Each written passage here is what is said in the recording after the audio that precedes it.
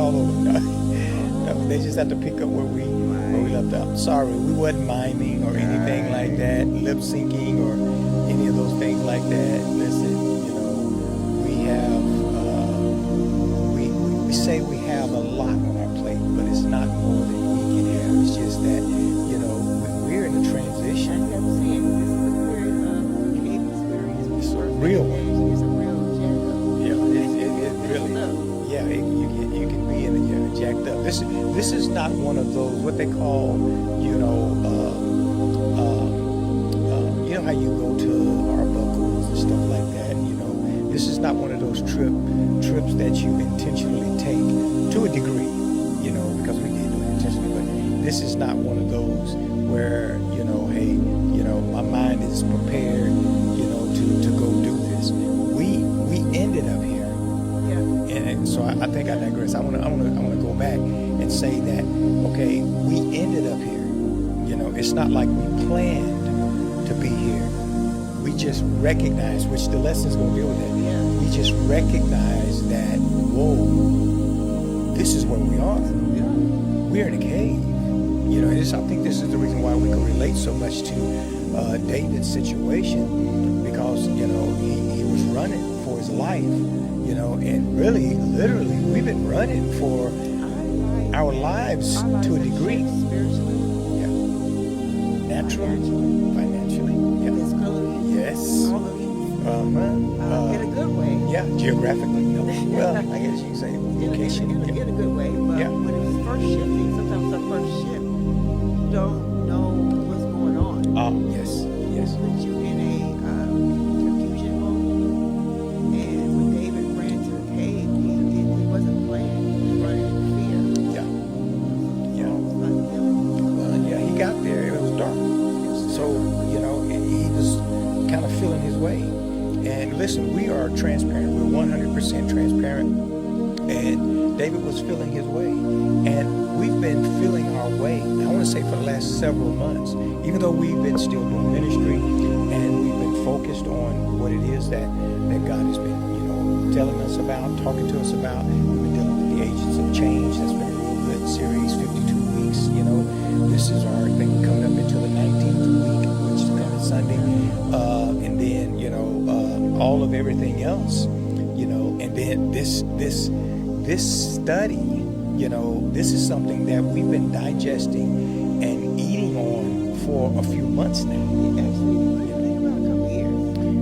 Well, since you And I think too, what it seems like you're just out of the cage now because things is coming to a head.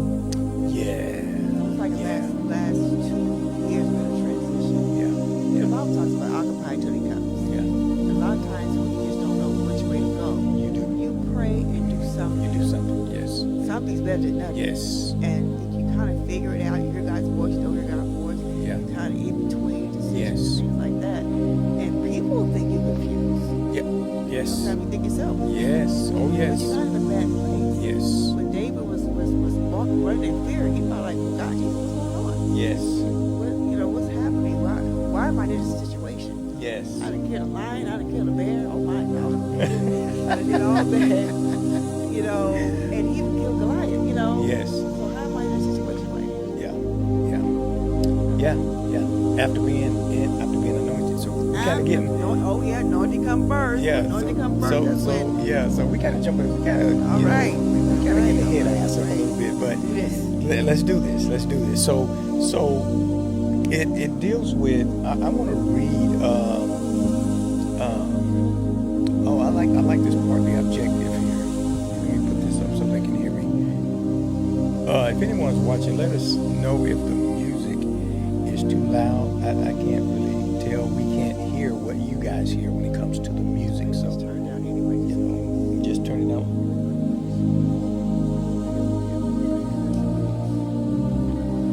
Okay.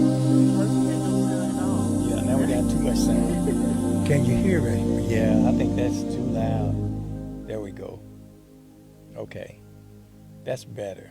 Man, I hope they was able to Hear what we were saying. hear past all of that, See, our tech team is not here. And listen, and rightfully so, We have a young man that's part of our ministry, that's, part of the MacArthur family, Dewanye MacArthur, class of 2025. He's graduating as of right now. Yeah, he's graduating from Oklahoma State University.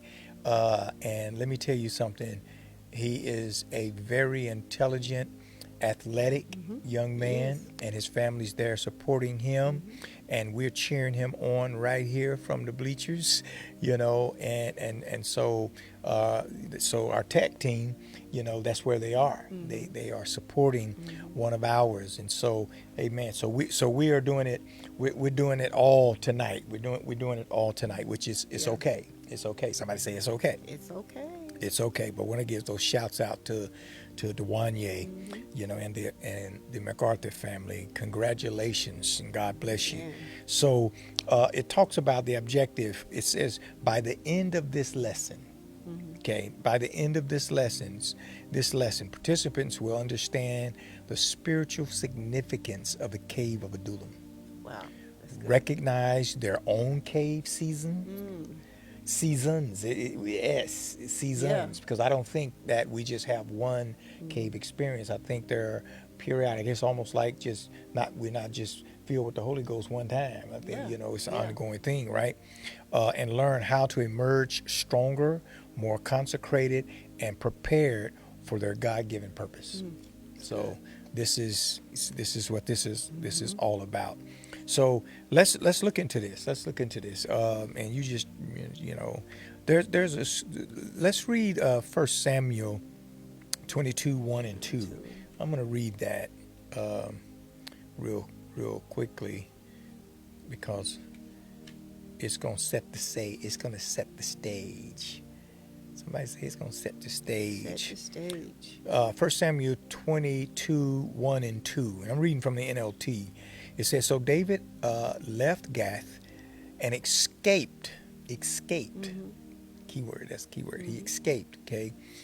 Okay, the only way you escape is because you got to be running from something, okay? So to the cave of Adullam.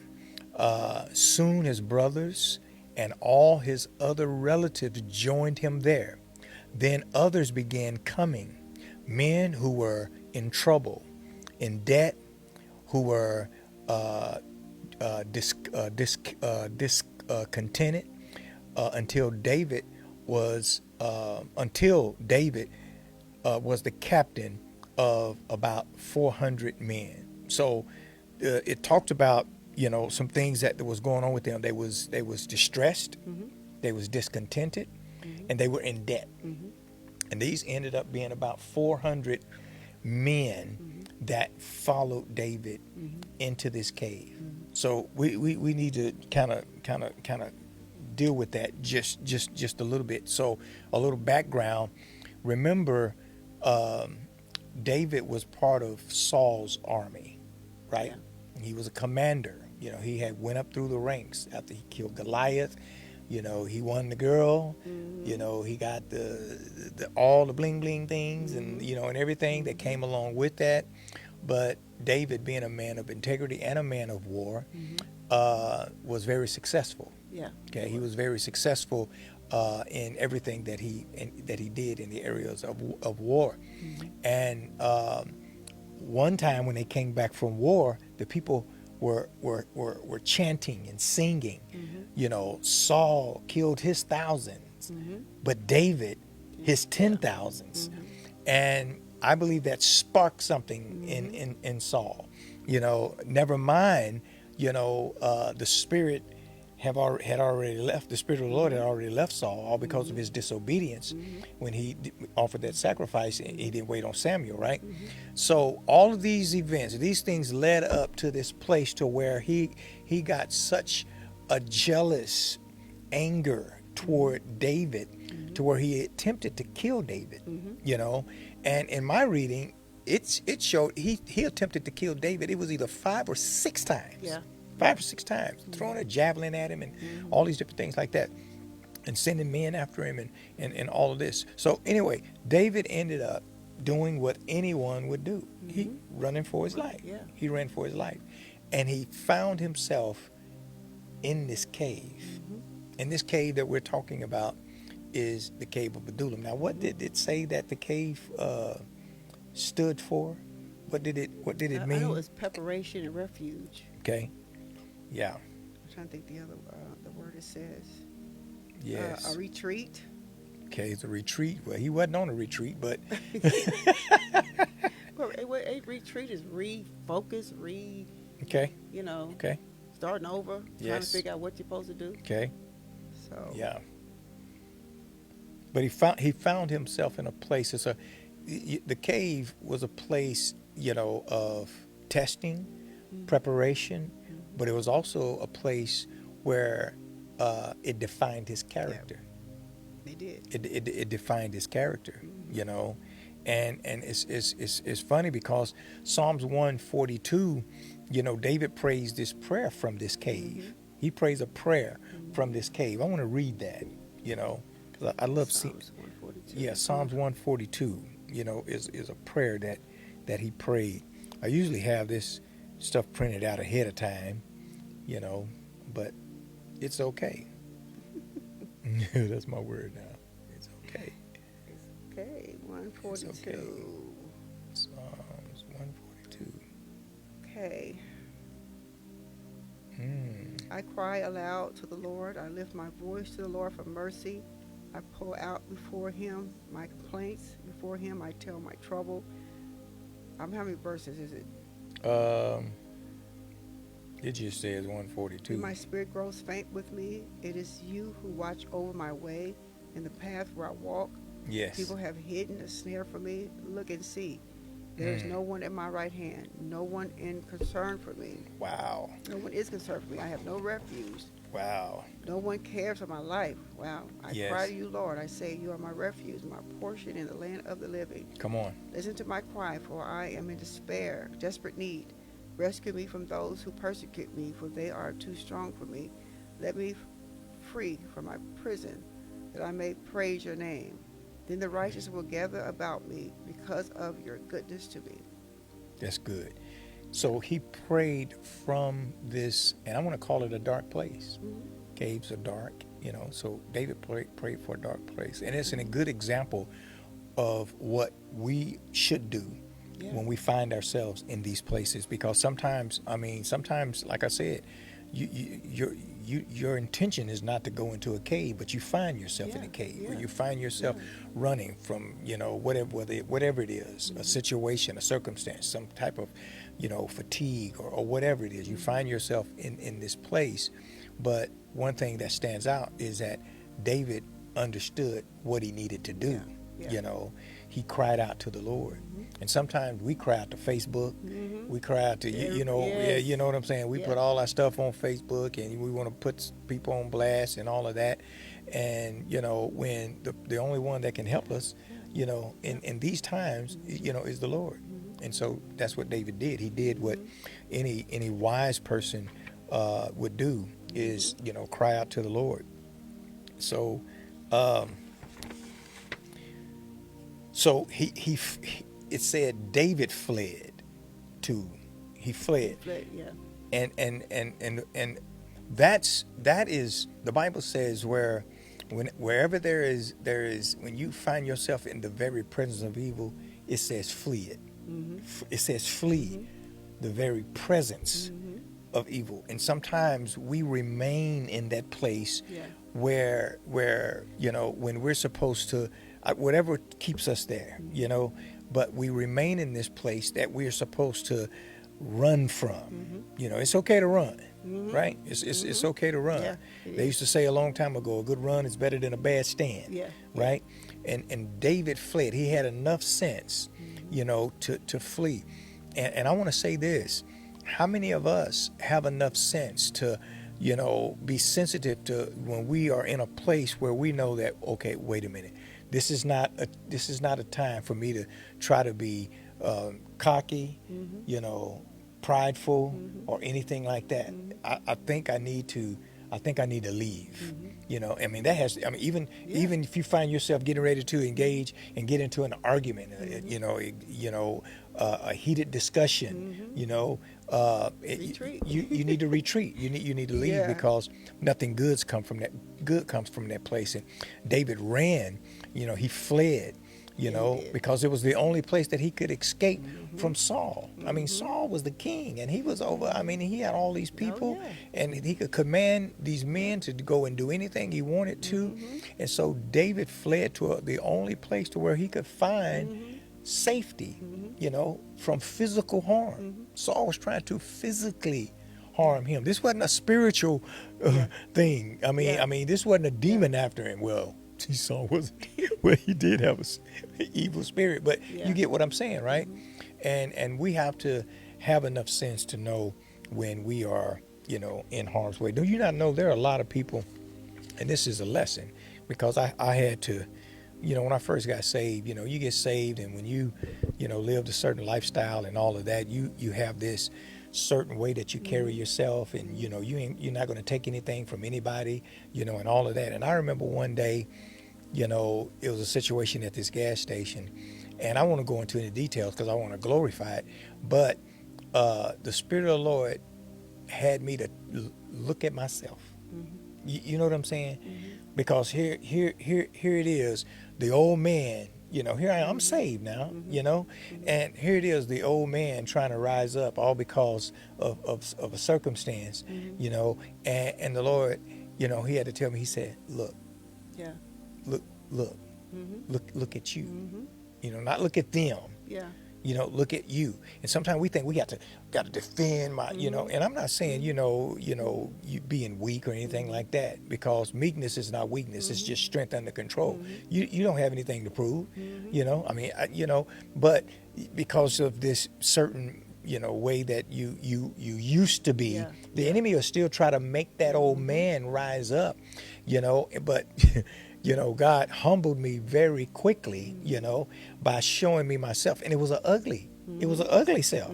I looked ugly, and so I'm saying this because as a believer, we're supposed to take on the characteristics of Christ, and what that means is not be quick to, not let that be the first thing.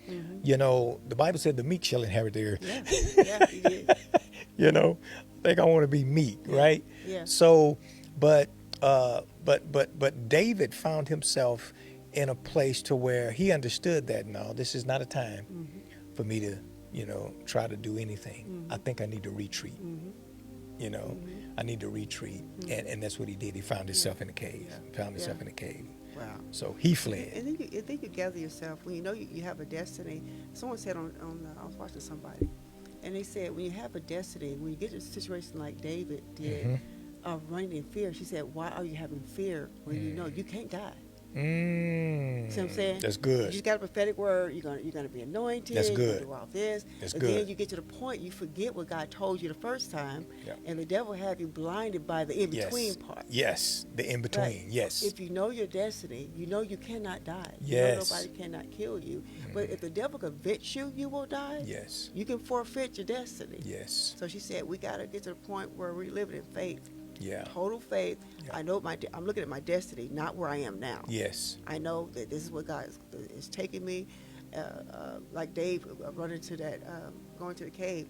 This is what God is taking me. I'm going to retreat for a while. I know my destiny. I know who I am. And I really believe that people who followed him knew he wasn't going to die either. Yeah. I mean, these were some people in a bad place, man. Yeah. They were in a bad place. We need to kind of look at that as well. They were in a real bad place. Because, they probably heard the promise. Like, so there is no way. So we're going to follow this guy. Yeah. Because there's no way. Well, they had been a lot of them had been in battle and seen him. I mean, they've been in battle with him. They knew what type of man that he was. Yeah. He wasn't just, he was a man of integrity. He was a man of war. He was a man of principles, and all of that. And so they were in a bad place. So it says that these men were in distress. And here's the Greek definition or the Hebrew definition, because I would definitely won't try to pronounce the word, but the Hebrew definition for distress, it means under pressure. Wow. These men were under pressure. So let's back up. First, his family, his fathers and his other family members followed him. Yeah. They found out where he was and they followed him. The thing about this place of consecration, I believe, you always say this, that every family, all they need is a Moses. One, yeah. All it takes is one, right? And David, being in this place of consecration, even though he was running for his life into this cave, he had no clue what God had in store for him. He did. He had no clue. And then next thing you know, here comes his family. That's that's pretty good. Yeah. Because I'm believing that that's what's going to happen with us. Our family is going to start following. We have some now that's already, that they're on every time we get on. They don't do a lot of comments, but when we talk to them, hey, we listen to, and that's a start. That's a good thing, right? We went and prayed over one of the family members' house a couple of weeks ago because they invited us over, to pray over their new home and all those things like this. But the point of it is that your cave experience is not just about you, right? It's not just about you. When God is calling, or if you find yourself in a cave place, understand that, okay, something is about to happen. And these are questions that you have to begin to ask yourself. Okay, God, okay, what's going on? Okay, why am I here? Okay, what am I supposed to learn while I'm here? And embrace that. Yeah. You know what I'm saying? So these men were in distress, and so his family followed, and then next thing you know, the scripture says about 400 men. Yeah. So that's a lot. it means under pressure. These were men under pressure. They were oppressed. They were in anguish, or they were suffering. Wow. Okay, these were men suffering from emotional, mental, and physically. They were suffering emotionally, mentally, and even physically. Men now, that means it was a pretty bad situation, and it was probably because of Saul's rule. Okay, because Saul, remember, he had got to a place to where he was doing some messed up stuff after the Spirit of the Lord left him. And this spirit kept taunting him. And here it was, the very person who was sent and anointed to play a harp, to play, a lyre, or whatever that was that he played to soothe that, was the very one that, so, ooh, man, there's a whole lot in that. Different. It's a whole lot in that. It's a whole lot in that. Wow, it is. So they were in distress. These were not just, anybody. These were men looking for hope. Yeah. And people today, they're looking for hope. Listen, they're going to church. They're in the choir. They usher on the board. Still confused. They, and they're still distressed. They're still looking for, there's something else, that they're wanting. And it's not that, okay, they have to leave where they are. It's not about that. I believe it's more about, okay, maybe God is trying to call you into a place of consecration so he can give you direction. You know what I'm saying? As opposed to, because I think people have to be careful, they have to be careful before they uproot from where they are. You know what I'm saying? I think that's dangerous, because I won't sit here, as a pastor, I won't sit here and say, if you ain't getting what you need, you need to just leave this, and that. No, because I wouldn't want that to happen to, no. Maybe you need to pray. Maybe you need to find yourself in an isolated place. Take yourself, now we went, everybody. Now we went through that detox at the beginning of the 2-week deal. Well, you had a list of things, right? We had a list of things that was talking about detoxing from all distractions, getting off the social media stuff, and finding a place, getting away from the jacked up food that's jacking up your mind, all of that, because it all serves a purpose. And so sometimes I believe that, God is calling a person away to consecrate so that he can speak to them in the way that he needs to. So that's what distress means. They were under pressure. How many of you under pressure? Man. How many of you under pressure? I mean, it's okay. You felt like you were in a cage season, time of isolation, confusion, or waiting. Man. Ooh, what is that? That's just... Say that again. A time of isolation, confusion, or waiting. You just don't know what to do, which way to go. Yep. Friends turn their back on you. You feel like you're by yourself. Yes. You feel like you can't get an answer anywhere. Yes. And sometimes God don't want you to get an answer with nobody else but Him. Yes. So He'll put you in that place of isolation. Yeah. He'll put you in that place, and sometimes He move friends out your path. Yes.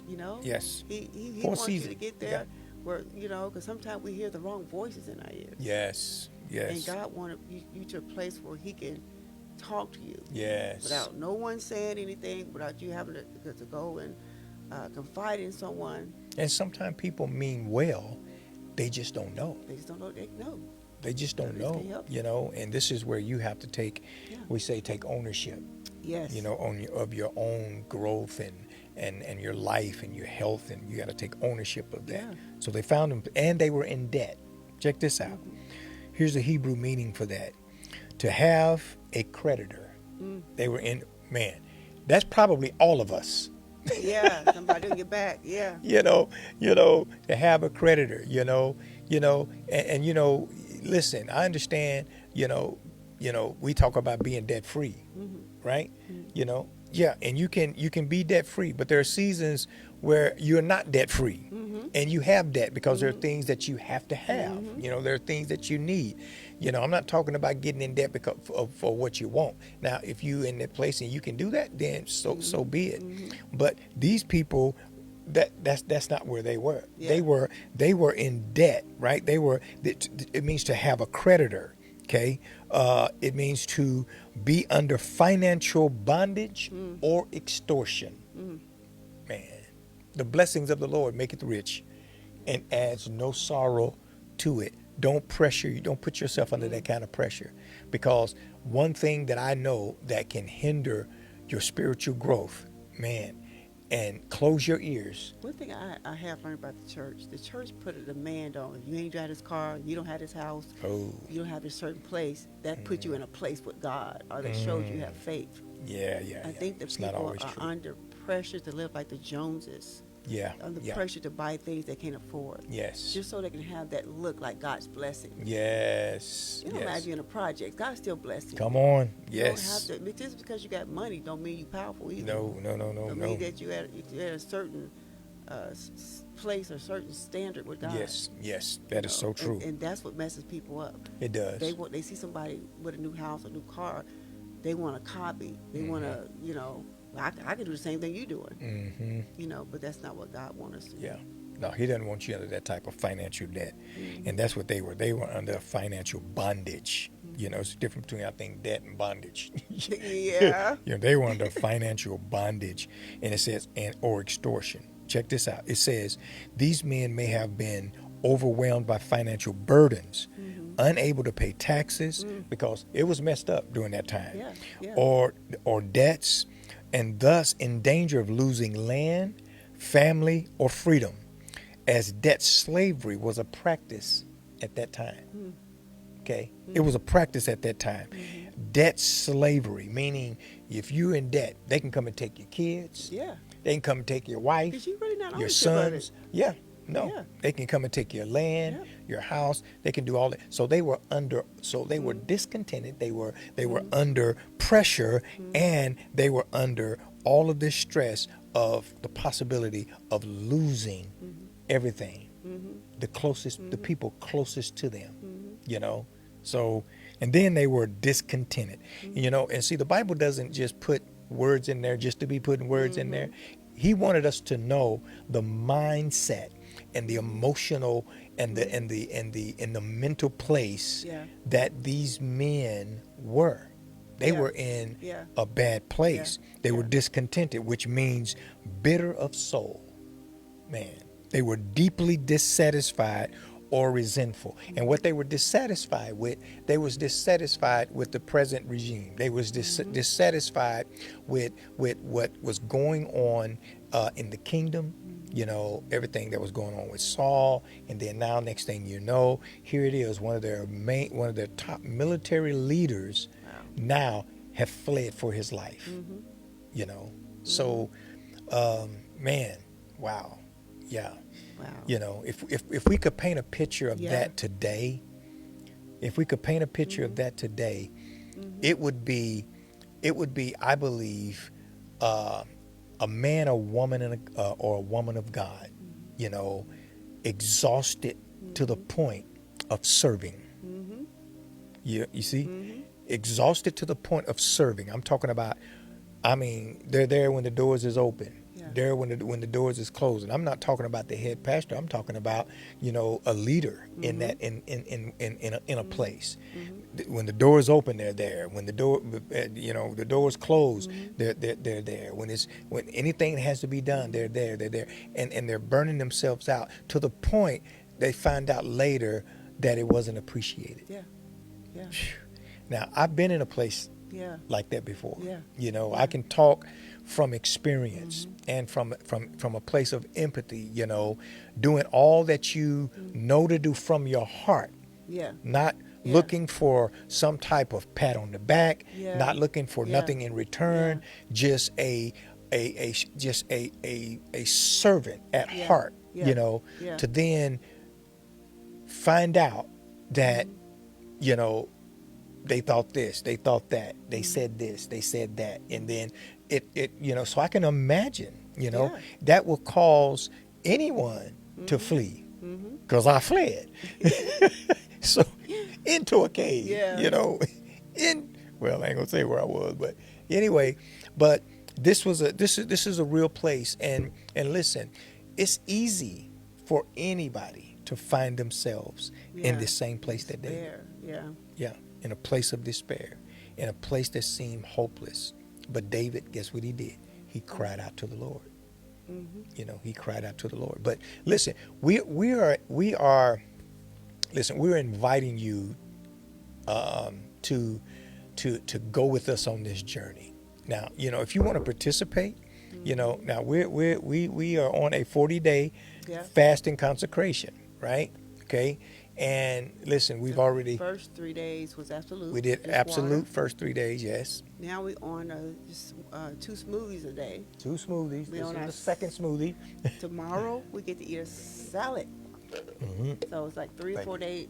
I don't know if a week of just eating one salad a day. Yeah. That's our next one. Yeah. Yeah.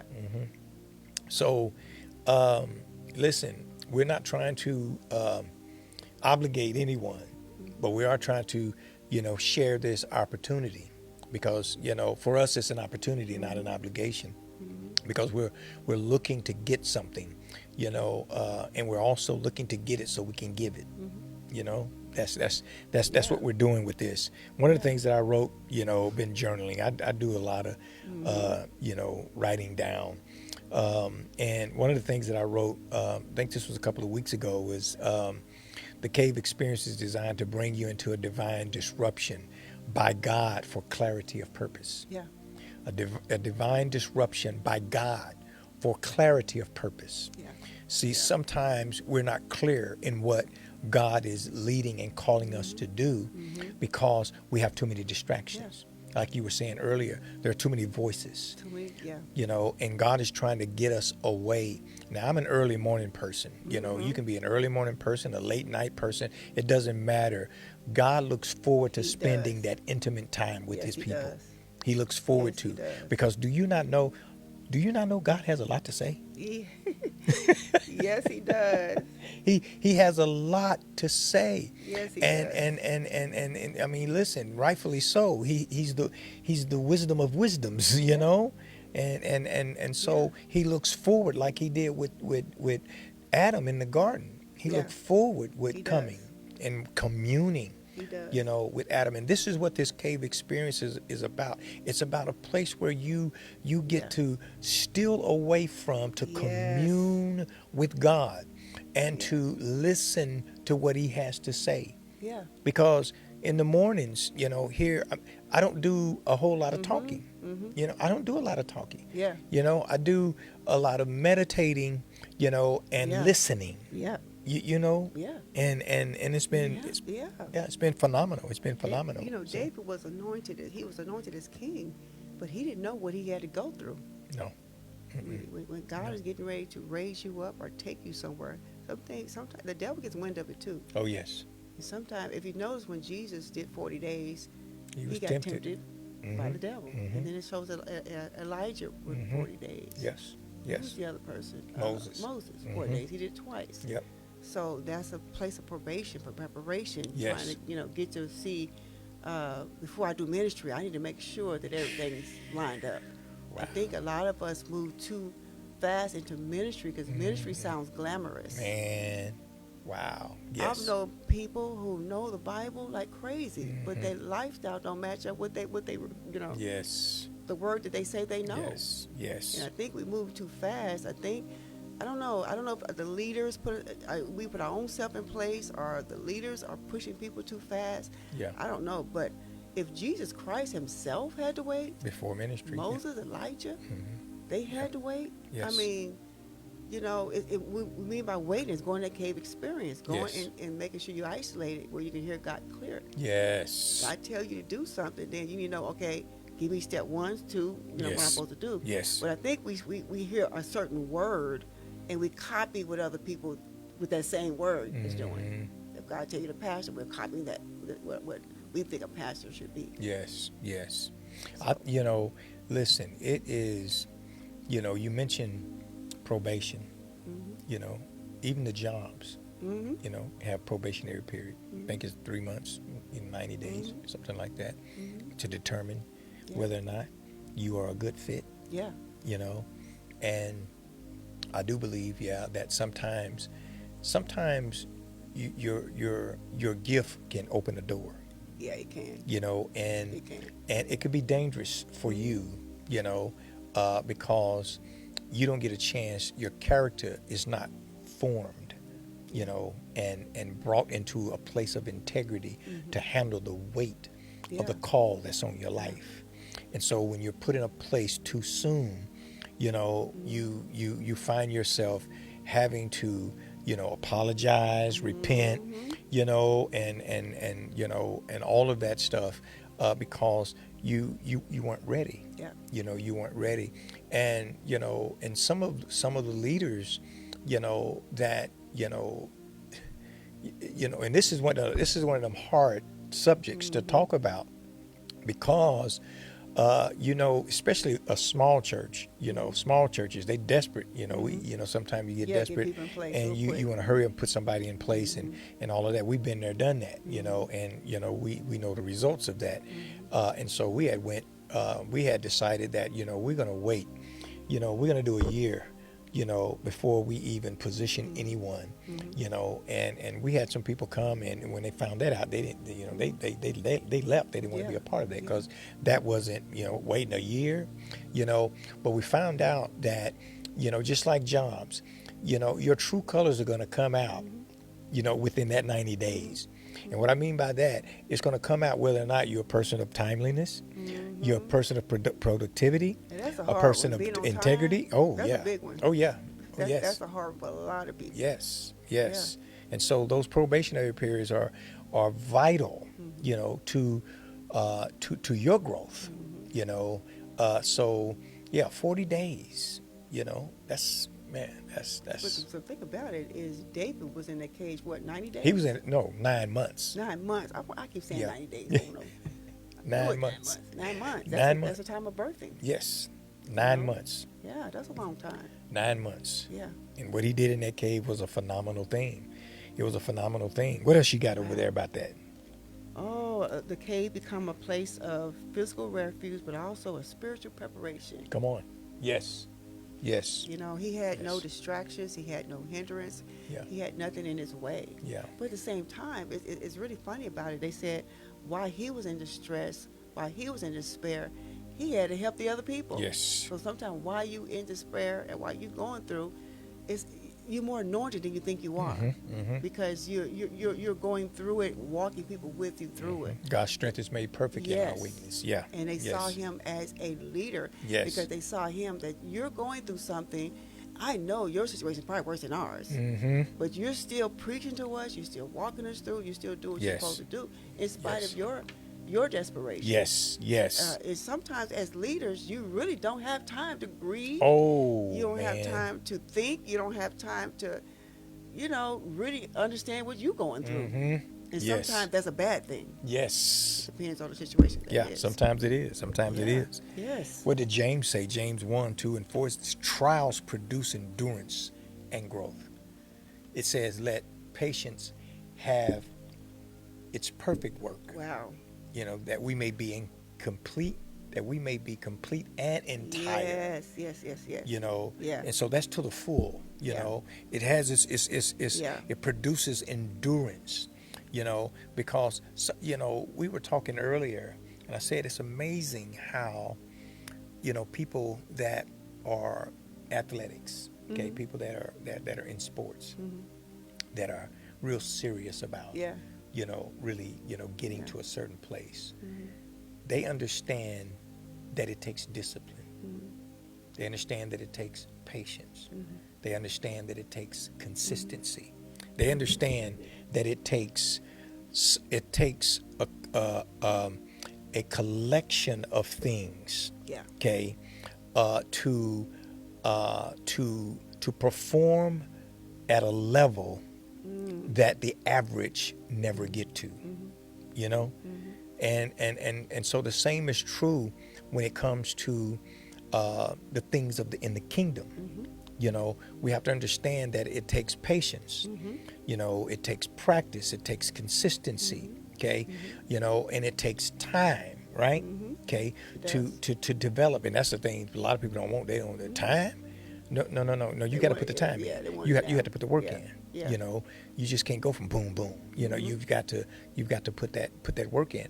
And God is watching. When no one is watching, He can see. Right. Yeah. Because who we are when nobody's looking. Yeah. And it show when you get on the court. Yeah. It'll show you. Oh, you can only dribble to the right. Yeah. So it shows. And so this cave experience is about developing some disciplines. And one of the disciplines that we are really, really, really strong about, is two of them, is prayer and fasting. Yeah. A lot of times the reason why we can't push past some things is because our flesh is still too strong. Yeah. Our flesh is too alive. Okay, you got to kill. Somebody used to say you got to kill the flesh. A dead person can't hear, can't see, and can't feel. No. So if you're still going through emotional Yes. situations and going through whatever, But your flesh is still alive. A dead person can't feel, see, or No. feel. Yeah. None of the five senses. Nothing happens for you. None at all. None at all. So that means shut off your natural five sense. Yes. get And to let the your spiritual spirit. ones kick in. Yeah. Yes. Yeah. Yeah, that's true. Man. No, that it's real. Listen, we are enjoying this. Listen, and I'm gonna tell you, it's been rough. We ain't gonna. As soon as the Spirit of the Lord led me to do this, it looked like I'm not saying all hell broke loose. Don't even say that. Yeah. But whenever the enemy gets wind of something that you feel God is telling you to do, Yes. he's going to try everything to stop it, Yeah. cause distractions, cause hindrance, cause you to stress out and wish you never started in the first place. And that's a sign right there. Your doubts and fears starts coming in, and Yes. but then if you push through anyway, Yeah, that's a sign right and there. that's when you. One thing I learned here is when David did that, it put him in a place of leadership. It took him to a Yes. place of maturity. Yes. It took, sometimes you go through the storm before the peace come. And I'm looking at our lives now. The storm did come. Yes. But then now we're starting to the peace is starting to come. Yes. Like Yes. I said, it's a process. Yes. But you slowly see it coming. Yes. You see an end to the situation. Yes. Yes. And that's what he was. He was at a place of leadership. So he found himself growing. And in his distress, in the process of hearing God for himself, in the process of God teaching him, the thing about it, you can go and teach someone else. Mm-hmm. To have 400 men. Yes. Now, to me, if I'm running in fear, I kind of want to be by myself for a while. So I don't really know how long. I I don't don't know know how how long long he was by himself. Yeah, I don't know. But to go into stress and go into a situation, and all of a sudden you got 400 men, you got the family, you got everybody there with you. Yeah. Uh, that had to been Yeah. that had to been God. Yeah, and you know, Maturity. yeah, you know, well, God was preparing David long before Oh yeah. Yeah. this situation. Yeah. You know, they say that he was prepared in private, but he was presented in public. Mm-hmm. You know, cause see, when he slew the lion and the bear, nobody seen it. He had to Nobody tell said them. it. Yeah. You know, he had to tell them. You know, and as a matter of fact, you know, let them know, hey, here's where my faith is, Yeah. and this is what I know. This is what I know that my God can do. Yeah. You know, and he shared that with them. Yeah. You know, but he did that in private. But look what happened when when God presented David to the nation of Israel. Yeah. He made a grandstand. Yeah. He made a grandstand Yeah. to the point Yeah. everyone, all the other warriors were in fear. You know, no one would come out, you know, and to the challenge, you know, and here this young shepherd boy at the moment, at that time, here this young shepherd boy shows up and does something that just, oh my God. So God, listen, and that's a word that we can really hold on to, that listen, nobody might not be seeing what you're doing right now, you know, but understand this, that in private, he's just preparing you. He's just building you. He's building your character. He's building your stamina. He's building your endurance, because the weight of what God has called us to, we can't do it on our own. We can't do it. And when he presented him, and not only did he kill him, he took his head off. That let him know that there's only one head. So that means he was. It says God sent people to David in his brokenness, and he had to lead and encourage him. So God knew that he was ready, even though David might didn't know at that moment. Yes. He was running in fear and doubt, but God said, you already ready, so don't even go there. Wow. But he sent him 400 men as a family, so he's letting them know how mature David really was. Yep. And sometimes we don't know where we are until God had to show us where we are. Yeah. And that was so cool. That's true. That's good. That's good. Thank you, Lord, for showing us where we are. Yeah. You know, through all of this. Yeah. You know, through all of this. Yeah. If we could tell our story, and we will one day. Yeah. You know, listen, you know, you're talking about a journey. It's been. You know, it's been a journey, you know, but we're in a place now to where we have so much peace. Yeah, we do. We have so much peace. We thank God for a platform that, you know, we get a chance to share. Yeah. And listen now, we still got preaching in us now. Even though we sitting down and we sharing and all of that, you know, doing this cave experience, there's going to be some preaching going on. I'm telling you, we preaching now, we just sitting, you know. So don't get it twisted. Yeah. But no, I am excited about where we are, but I think I'm more excited about where we're getting ready to go. Yeah. And the lives that we're getting ready to touch. Yeah. Because people want to know, how do I get here? How do I get to this place to where I know without a shadow of a doubt what God's called me to? Yeah. I know who I know my identity in Him. I have the boldness. I have the integrity. I have the anointing. You know, I have the authority. All of that. How do I get to a place and a space where I can get that understanding? And this is what these 400 men needed. Yeah. These 400 men needed. Oh God. Excuse me. These 400 men needed someone. Oh, my Lord. You know, I always have to do it 3 times. But these 400 men needed someone to direct them. Yeah, they did. Okay? Because what they were was in them. They just needed someone to pull it out. Yeah. They needed someone to encourage them. Yeah. They needed someone to motivate them. Yeah. They needed a leader that they knew that they could trust. Not intimidated by They it. were not. He Yeah. was not intimidated by them. And later they became this. Okay, this is number 4 now. Okay, but yeah. So this is what, and a lot of people need that. Yeah, They they don't do. need. Listen. They don't need male chauvinists. They don't need, somebody trying to tell them how to be dominant over their wives. And how to no, how to be a alpha male. And no. They need someone to teach them and show them how to be a man of God, Yeah. how to be a woman Yeah. of God, Yeah. how to be a man and woman of character. How to be a man of woman of accountability, because this is what this became. It became a place of accountability, and David had to be vulnerable. Oh yeah. And even though he was the leader and all of that, listen, as leaders, sometimes there are people, that we have to be open to. We have to show our vulnerability to let people understand that, listen, now, don't get it twisted, I'm not perfect, but I'm striving for perfection, And I do have an answer. And I do have an answer to what your problem is, And so people are looking for that. And this is what we want to create in this space. We want to create a safe space and a place where people can just be open without judgment. Yeah. Be them, hey, say what you say, no, with no judgment, Yeah. but at the same time, be able to get help. Yeah. You know what I'm saying? Yeah. Be able to get help. Because you notice it wasn't any nobles that ran to David. Nope. It wasn't the upper class that ran to David. Nope. These were people that was discontent. They was tired. They was in debt, and frustrated and weary. They were all of that, and they found themselves in a place, because you mentioned earlier, it says that and God led them.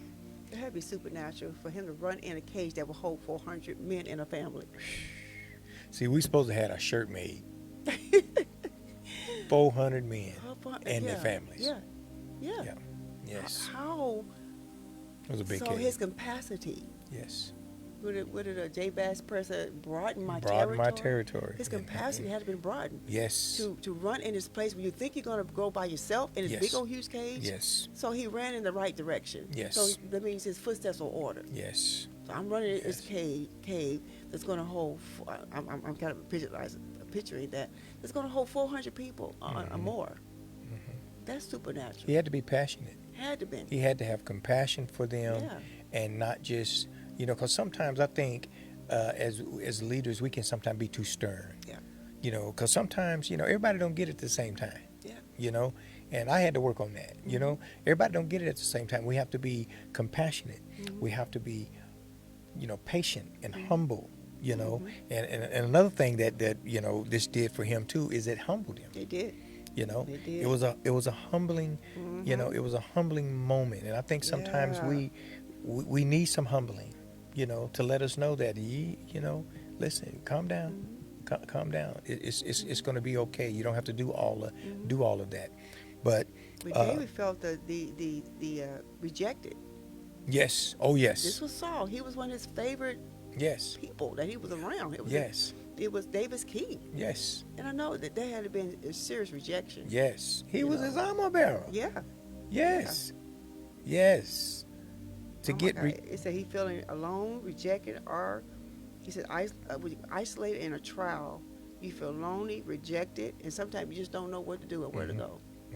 That is the most worst feeling you could ever feel. Yes, it is. It is. And, but at the same time, you're at a good place. Because now, I can't depend on people. I can't depend on man. It kind of pushes us into God. Yes, it does. Because God allowed things to happen. Yes. To push you in a place that you should have been in the first place. Right. Oh, wow. Wow. Yeah, you mean that job that you stayed at too long?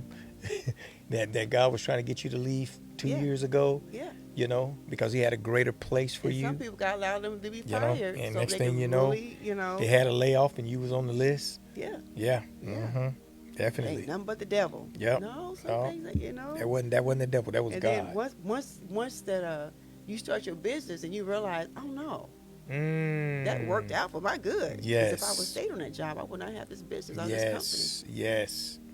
Yes. That's good. Wow. There were some questions that they had on here that I want to deal with. Okay. And one of the things that we have to understand in this week one that why God allow cave seasons and how they serve as a place of refuge and preparation. God allows those because once again you're saying that He's trying to, and I believe that the Holy Spirit has been whispering in our ear, telling us get along, get along, get along, get along. But we didn't heed that. Yeah. And so I'm not going to say God created it, but He used it. He used that situation to now. I can now you have no choice but you got all the time in the world now because now you don't have no job. You got all the time in the world now to now I want to speak to you. And so we have to understand that it's a divine interruption that takes place. And you have to be sensitive to know that, because see, everything glitter ain't gold. Just because, and listen, every door open ain't God. No. I don't care how good it may seem, it's not always God. It's not always God. And the only way to know that is that you have to commune with Him. You have to conversate with God. You have to listen to the voice of God. That door swung wide open, and boy, what you saw was grand. But God had better. Yeah, He did. God had something better. And so we have to understand why. Psalms 57:1, David said he would take refuge in God until danger passes. Wow, that's good. He said, "I'll take refuge in God until danger passes." Yeah, that's good. Lord have mercy. One of the things my grandmother used to always say, hey, if you see the crowd going this way, go the other direction. That sounds like me anyway. A fight break out, we want to head straight for the crowd, and don't know, somebody fool around and pull out a gun, start shooting, all this other stuff like that, go in the opposite direction. David said he would take refuge in God until danger passes. And this is be still, being still. In the midst of a storm, in the midst of chaos, in the midst of confusion, all of that, in the midst of fear, just be still. Just stop. What do they say? Stop, drop, and roll. Yes. Just be still. Be still. And then walking in the strength gains during the cave session. Didn't understand that the cave was preparation, not a punishment. It was preparation, not a punishment. And sometimes we think when we're in a cave experience or we're in distress, we think God left us. We think we're by ourselves. We think God's mad at us. We in some kind of, the devil always want to use that part. God's mad at you because you done did something wrong. And, he done left you. When the Bible talks about, He said He'd never leave us nor forsake us. Yes. But that's some things that He used. But if we understand that, it's preparation. It's making me. It's molding me. It's building me up. Yes. It's a stepping stone, a step up to where I'm getting ready to go. Yes. Exactly. It's exactly what it is, And it's not an obligation more than it is an opportunity. Yeah. And I keep saying that because we have to take these opportunities. How they talk about these windows open, and close. We have to take advantage of these opportunities have you ever felt, that without a shadow of a doubt, that's God. Yeah. And I'm doing it. Yeah. Yeah. It's fearful as you might have been deep down inside, but you knew deep down what they say, the fiber of your being, that that's God. I'm doing it. Yeah. And when you did, it was the best decision that you ever made. And so sometimes stepping out of faith is scary, but trust that God's got you. And do that. Step out. Yep. Wow, this is good. Yeah, it is. The cave is not a setback, but a setup for spiritual growth. Come on, not a setback, but a setup. Setback. But a setup for spiritual growth. Yeah. Yeah. It's seeking God transforms our perspective and strengthens our faith. Yes. Serving others in our difficult seasons prepares us for leadership, and trusting God's timing Come on. leads to victory and fulfillment of our purpose. Man, listen. Yeah. I want to say this. I think I'm a very zealous, enthusiastic type of individual.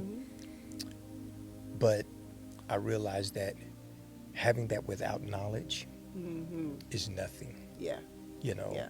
Because when you gain the knowledge and the wisdom of God, you slow down long enough to see the whole view. Yeah. Of what God is trying to show you. And not trying to hurry up and get there. Sometimes we're trying to hurry up and get there. Yeah. Trying to hurry up and What's get the there. rush? No, slow down. Yeah. You're gonna get there. And so this cave experience is like a slow down. Yeah, it is. Slow down. It is. Yeah. It's going Take it easy. it's gonna be okay. Just slow down. Take your time. Listen to my voice. Spend time in my presence. And it's gonna be okay. Yeah. It is. So yes. Wow. Hallelujah. This is good. It is. Well, I think we're about to wrap it up. wrap it up. Okay. Well, we will see you guys on next week. We love you so much. Listen, like and share this with someone.